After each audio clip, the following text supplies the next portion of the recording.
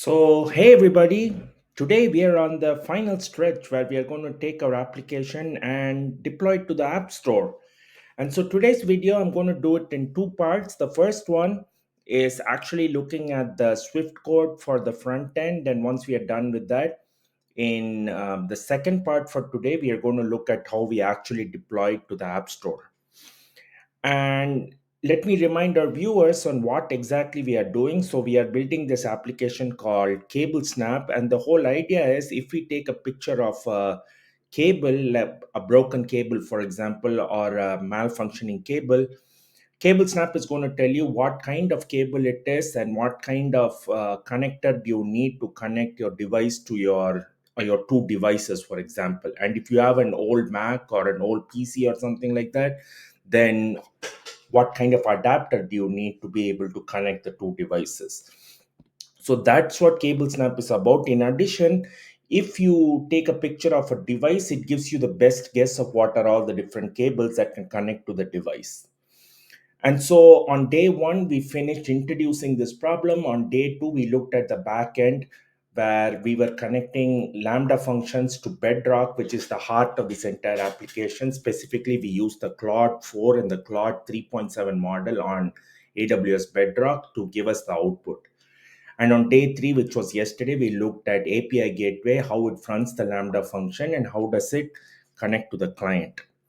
And so today what we are going to be doing is quickly look at the Swift code. Again, I'm not going to go over this code.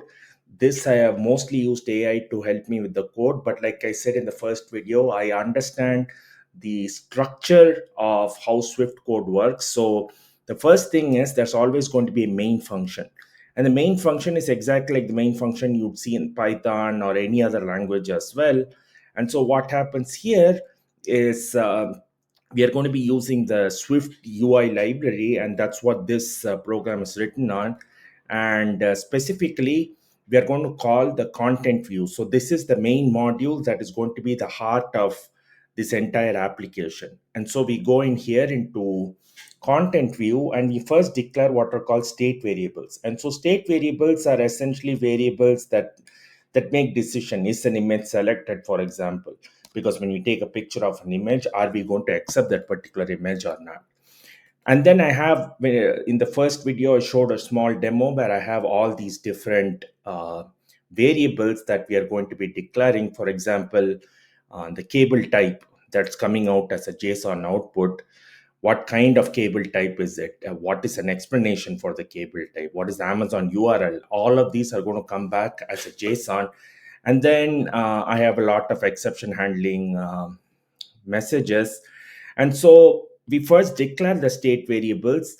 The next thing is we work a lot on the front end. Again, if you go back to the first day's video, you'll see that these are all messages that just keep popping up when the application is going through the process of generating the output. Again, all front end, different functionalities. The main thing, there are two main things that I wanted to get to. The first one is the image picker, because when you actually say take photo, it is going into a new sheet, right?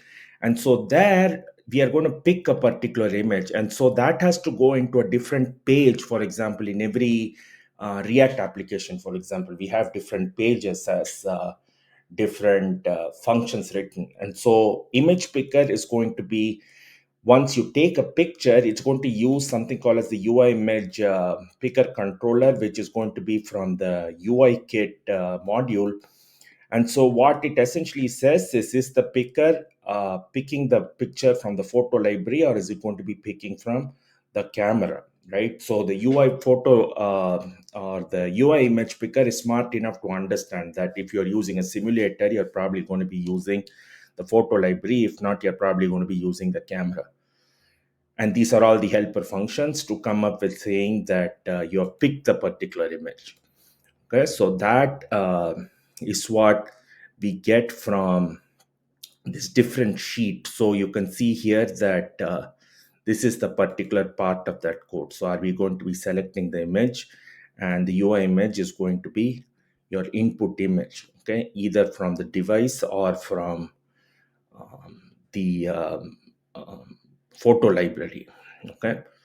So once I select this particular image, then there are all these other footers and this and that that comes in. And the picker part comes in here where we select the particular image. Once an image photo is getting taken, and like I said, it's a separate sheet in here. And then we go down and ultimately we get the JSON back. We are going to parse the particular JSON, and we have a lot of error handling statements. Now, when we take the image, we are going to send it to the backend, right? And how are we sending it to the backend? We are going to send it as an image 64 string. And so we use that on the client on the Swift code to be able to convert it. And we are going to use this base 64 encoded string. And finally, once we are done with that, here is the killer API gateway, okay, that we came up with yesterday to be able to say, okay, I'm going to be connecting to this particular API gateway. And finally, we have a lot of exception handling statements.